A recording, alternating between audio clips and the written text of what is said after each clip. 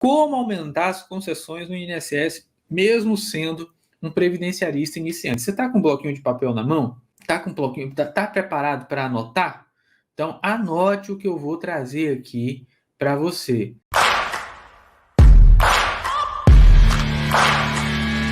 Tá? Nós vamos fazer aqui no conteúdo de hoje, onde eu vou trazer, né? Vamos logo ao conteúdo, onde eu vou te mostrar uma das nossas técnicas de otimização do PAP, do processo administrativo.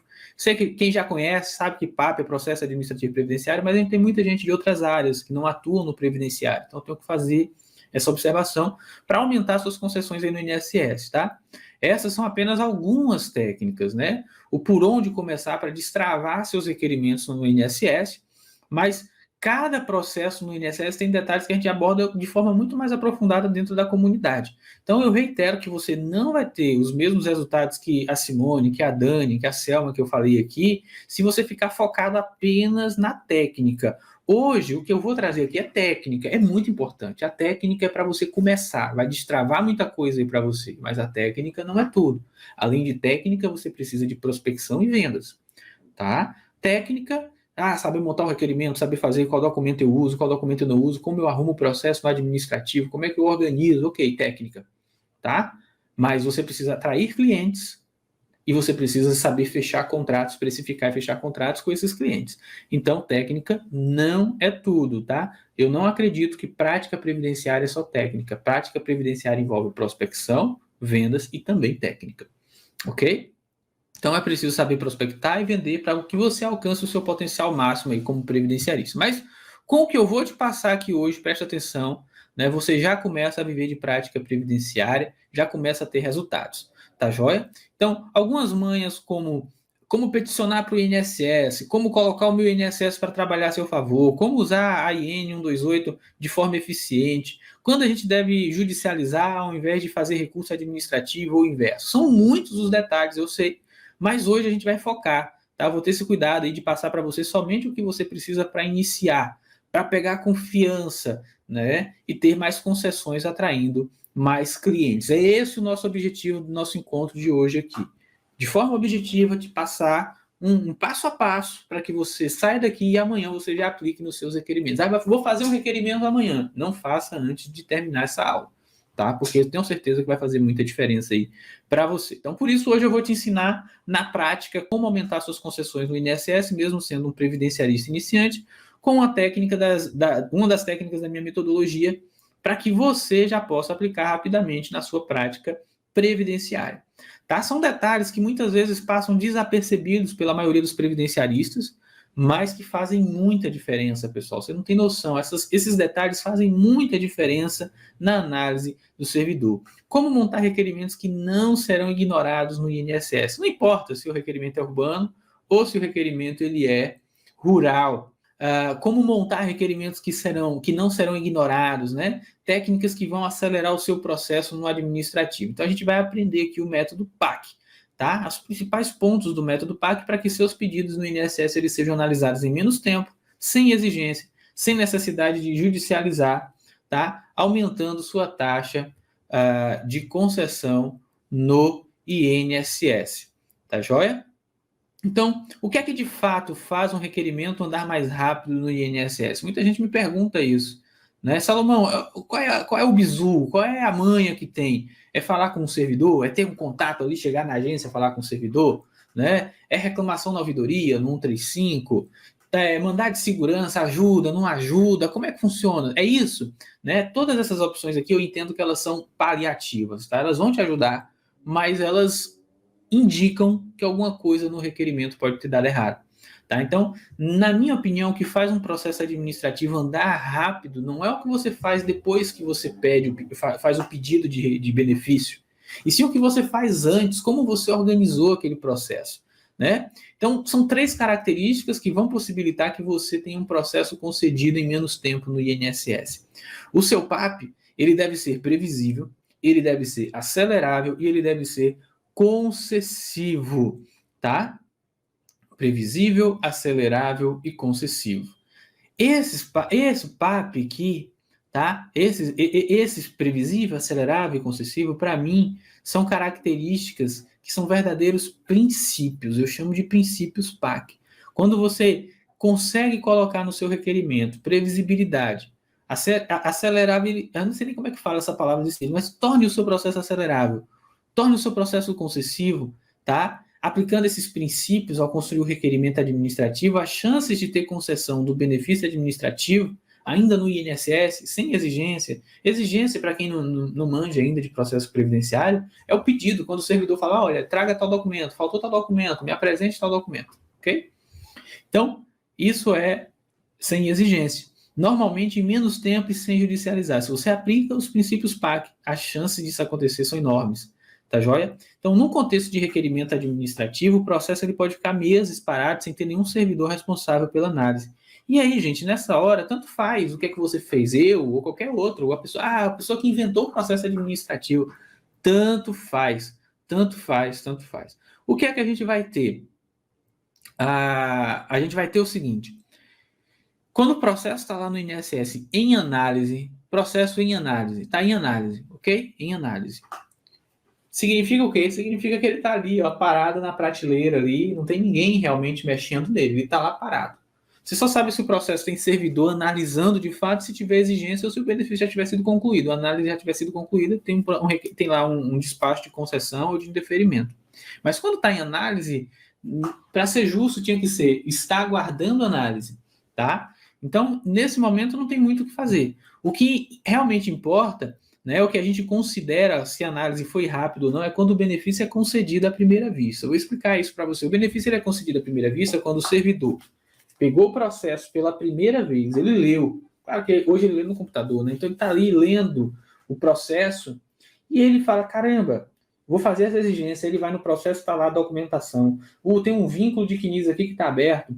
Vou lá no processo ver se tem a documentação. Aí tem a documentação. Tudo que ele pode pedir, você já se adiantou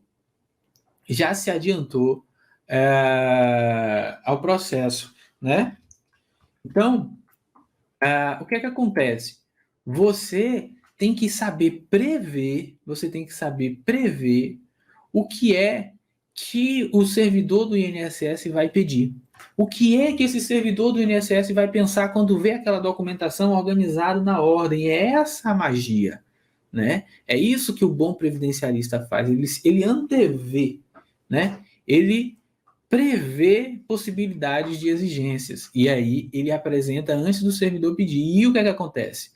Concessão à primeira vista, ou seja, sem exigência. No primeiro contato que o servidor tiver com o requerimento, ele não vai abrir exigência.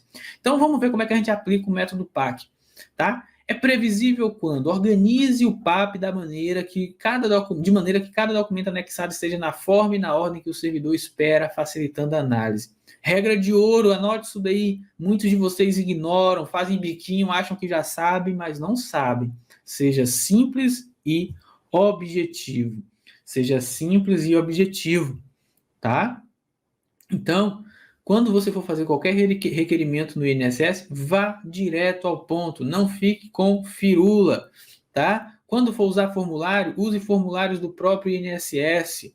Vai qualificar, ao invés de você qualificar na sua petição, qualifique através do documento de identificação, como o RG, com o CPF, tá? Então, digitalize o documento na horizontal e coloque ele no documento na forma de leitura. No episódio 3 da sexta-feira, eu vou te ensinar como você vai montar o processo para que os seus documentos fiquem assim, ó, dessa forma aqui que você está vendo aqui. Salomão, mas o meu documento, ele é fechado, é plastificado. Dá para você botar desse mesmo jeitinho que eu estou aqui, sabendo usar as ferramentas. O que é que você deve fazer dessa forma aqui? Ao invés de você fazer sua petição e qualificar lá, né, fulano, a qualificação, não precisa qualificar, você bota o RG no processo, tá? Quando você coloca o processo dessa maneira aqui, você evita que o servidor dê aquela quebrada de cabeça. E isso, eu estou fazendo um processo, beleza, uma quebrada de cabeça. Porém, quando você é o servidor e você vai analisar 20 daqueles no dia, essa semana eu botei, o servidor ele faz os processos regulares dele, para ele ganhar mais de 10 mil reais em bônus, ele tem que fazer 10, 15 processos todo dia, além dos processos normais. Então ele vai ver por dia aí de 20 a 30 processos todo dia. E ele tá ali caceteiro, querendo fazer pontuação, bater a meta dele, ganhar o dinheirinho extra dele. Aí tu acha que ele vai ficar organizando o processo que ele tem que fazer assim, ó, quebrar a cabeça? Não, ele vai botar para exigência, tá? Ele vai botar para exigência. Então ele volta para exigência, o seu processo fica lá parado, o processo que era para ser concedido aquele dia vai ficar ali. Digamos agora a gente está indo para o final do mês de junho, né? O que é que ele vai fazer? Ele vai, se a gente já tivesse virado o mês, começo de junho, por exemplo, ele ia pegar e deixar no bolo de exigência lá, que ele vai usar, deixa no bolo de exigência dele lá e ele só vai analisar no último dia do mês. Para quê? Para juntar, ou então quando ele já tiver 27 processos que juntos a pontuação de 0,2 vai dar a meta do dia dele. Ele vai juntando, juntando, juntando, depois ele numa pancada só joga lá todas as exigências e vem aquelas exigências que você já está aí acostumado. Então não coloque o processo, os documentos de forma desorganizada dentro do PAP, tá? Porque isso vai te atrasar demais. Em relação à certidão de nascimento, selo de autenticidade é muito importante, tá? Então, olha, veja se está bem digitalizado, porque muitas vezes o servidor vai confirmar a originalidade aqui, o CPF, o nome completo, veja se o CNIS já está ok, se for certidão de nascimento de criança, né?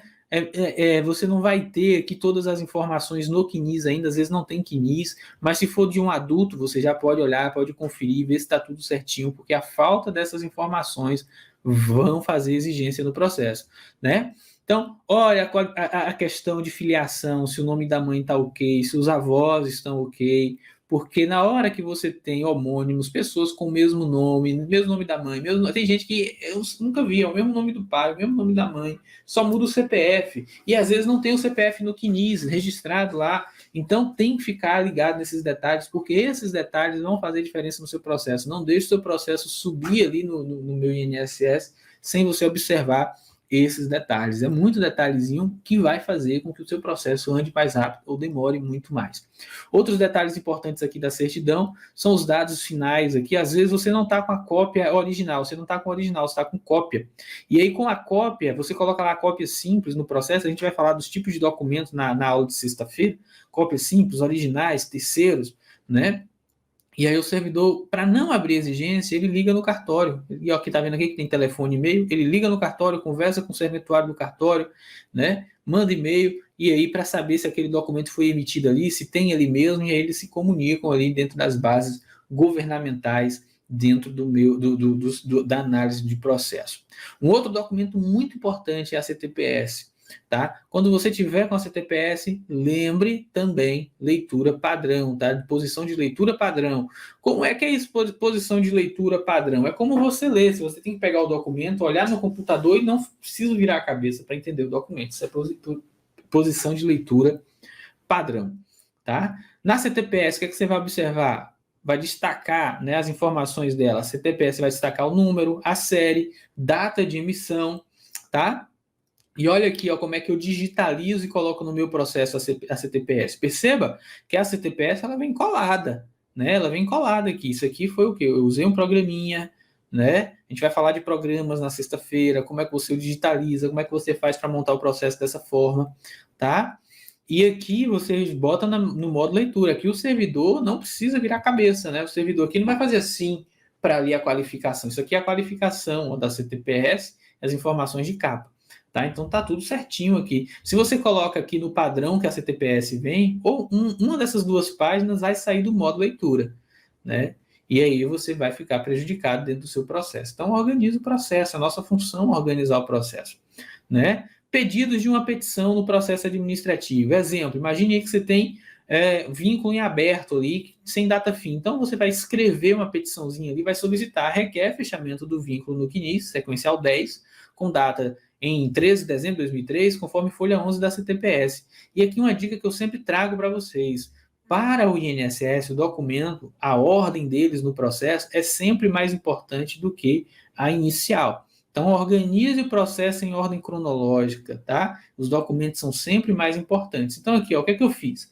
Eu peguei e ressaltei, ó, requer fechamento do vínculo do CNIS, sequencial 10, tá? Sequencial 10, porque quando você abre o CNIS, você tem lá a sequência 1, sequência 2, sequência 3, né?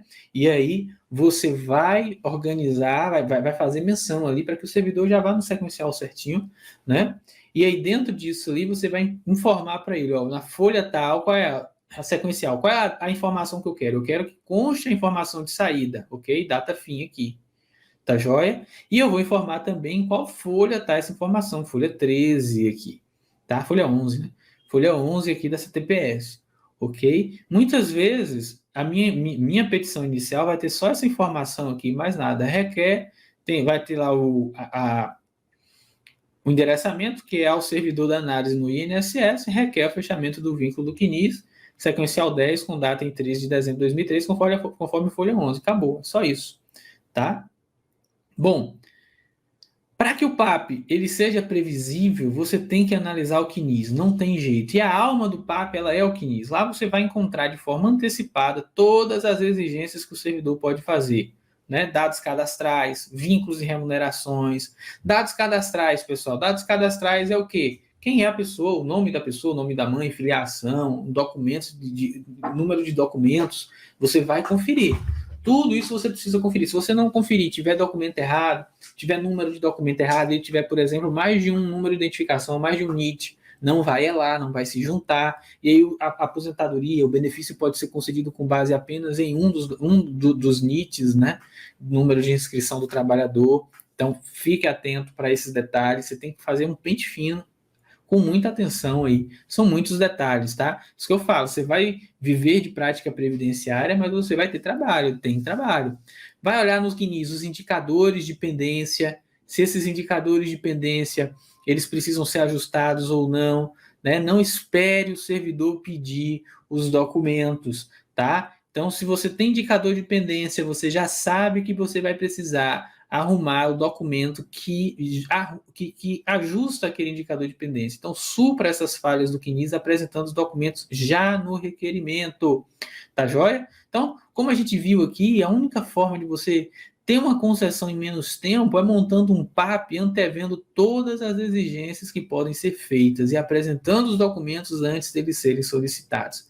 Tá, Salomão, como é que isso é possível? Como é que eu antevejo isso? Como é que eu organizo isso no meu processo? Já falo para vocês. A Priscila ela perguntou o seguinte: professor, a pessoa tem CTPS só com data de admissão e não tem data de demissão e o vínculo não está no CNIS. O que fazer?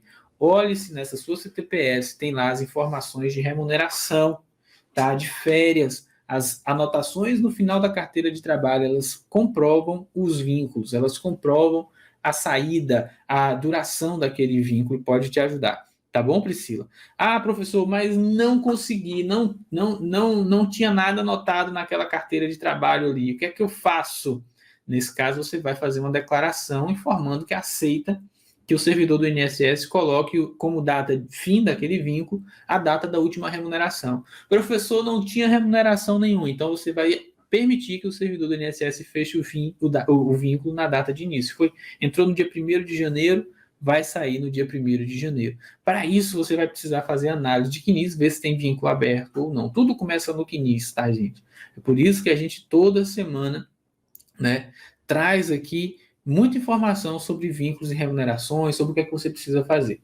Tá joia? Mas não se preocupe não, em breve vocês vão ter acesso aí ao Dominando o CNIS dentro da comunidade.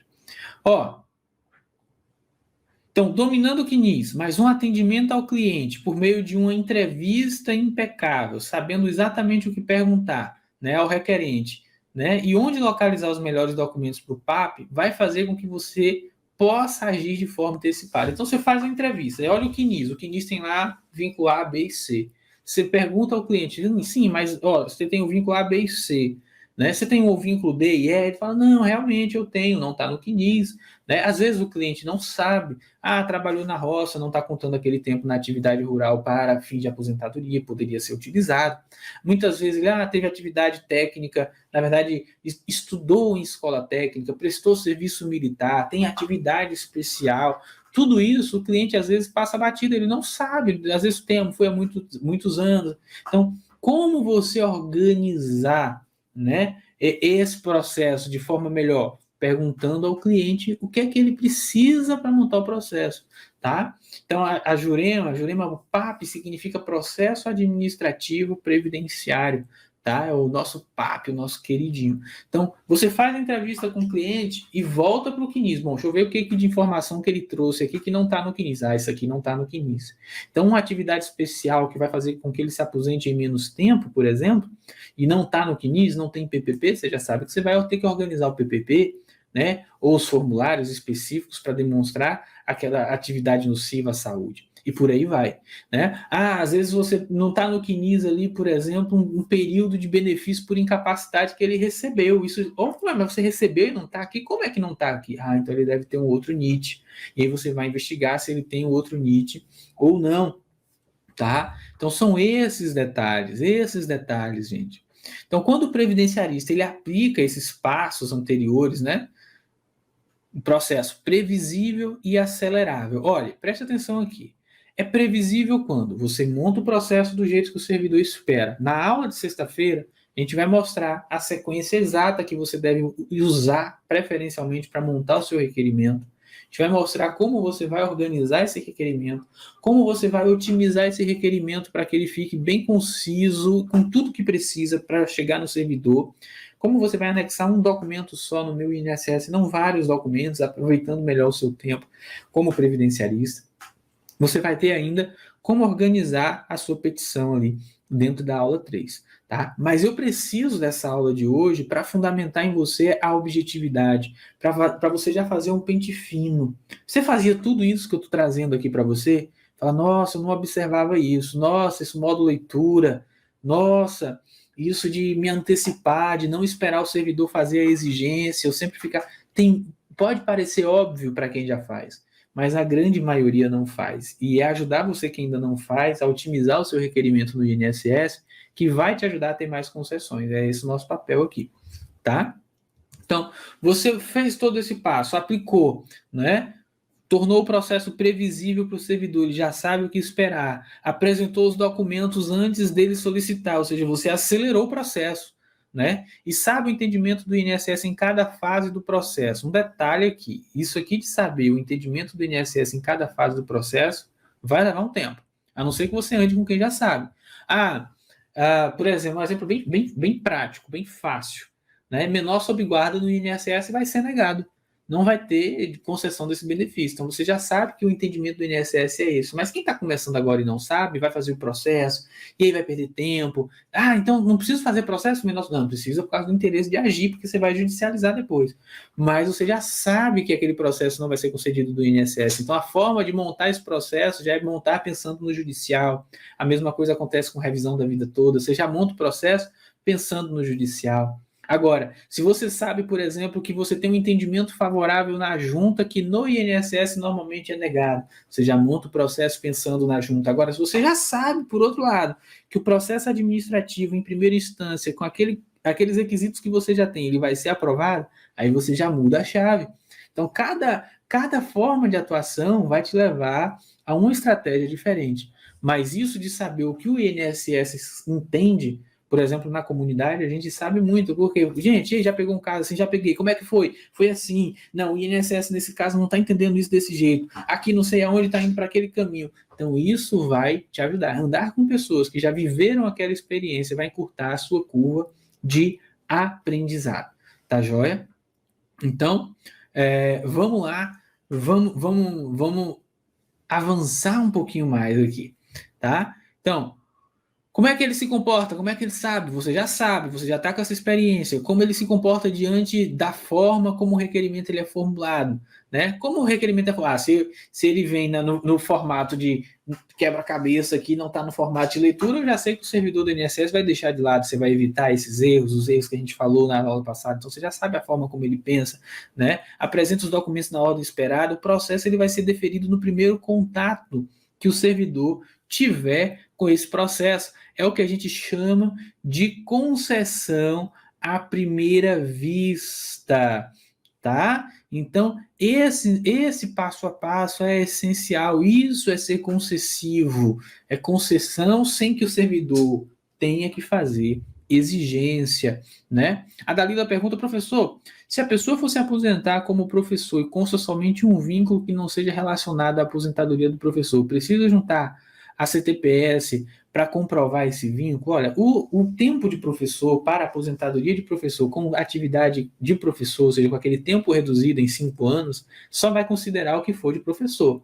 Só vai juntar tudo. Tendo ou não, ela pode ter 100 mil anos de outra atividade. O servidor do INSS vai excluir todo esse tempo da análise e vai analisar só o tempo de professor para ver se dá o tempo que ela precisa para se aposentar. Tá joia? Então, a Dalila pergunta porque houve exigência para juntar a CTPS. Você já deveria ter juntado essa CTPS. O vínculo está aberto, provavelmente, ou o servidor ficou com dúvida. Ele quer avaliar se ele vai ou não juntar esse tempo ali com o professor ou não. Pode ser isso. Sem ver todos os detalhes é difícil opinar, mas pode ser isso. Tá bom? Um abraço para Álvaro, meu conterrâneo. Álvaro, eu também estou em Salvador, tá? Que Brotas, né? Brotas tudo de Salvador é Brotas. Gente, então, nesse ponto você já tem as ferramentas. Como assim eu já tenho as ferramentas? Você entendeu ou não entendeu que você precisa se antever o servidor, você precisa montar um requerimento de forma que facilite o trabalho desse servidor. Você vai apresentar a documentação antes dele lhe pedir e isso automaticamente vai transformar os seus benefícios em concessivos à primeira vista, ou seja, sem necessidade de exigência, sem necessidade de judicializar.